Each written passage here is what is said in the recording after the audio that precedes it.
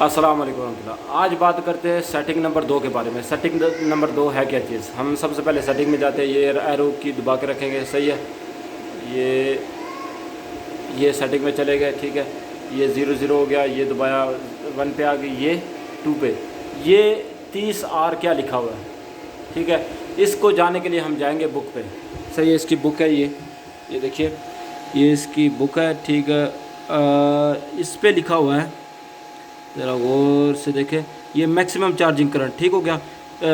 Maximum charging current ये बता रहा है कि आप कितने एम्पेयर से आप बैटरी को चार्ज करना चाह रहे हैं, सोलर और बिजली से, सही है। तो इसके आप अगर ये बैटरी है तो आप इसको किस हिसाब से चार्ज करेंगे तो ये ज़्यादा अर्सा चलेगी। सर ऐसा नहीं है कि आप कोई भी एम्पेयर सेट कर दें, सर इसका भी एक फार्मूला होता है।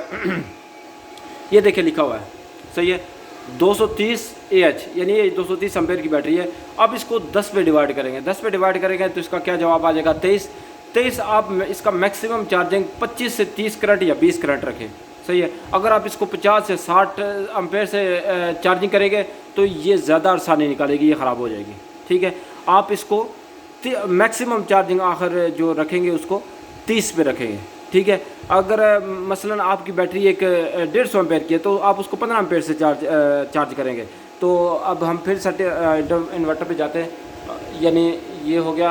अब हम ये देखें, सेटिंग में आ गए, सेटिंग नंबर 1, सेटिंग नंबर 2, ये देखें। यहाँ से अगर आप चेंज करना चाहते हैं, ये मैंने 30 एम्पेयर रखा हुआ है, आप इसको चेंज करना चाहते हैं, चेंज कैसे करेंगे, या आप इसको ऐसे दबा के रखेंगे, ठीक है, या आप अपनी मर्ज़ी से ऐसे, ये देखें 20 एम्पेयर हो गया, ये 10 एम्पेयर हो गया, ठीक है, ये फिर 20 हो गया, ये 30 हो गया, ये 40 हो गया, यानी अपनी मर्ज़ी से आप सेलेक्ट कर सकते हैं।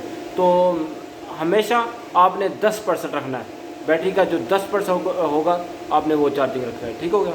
अस्सलाम वालेकुम।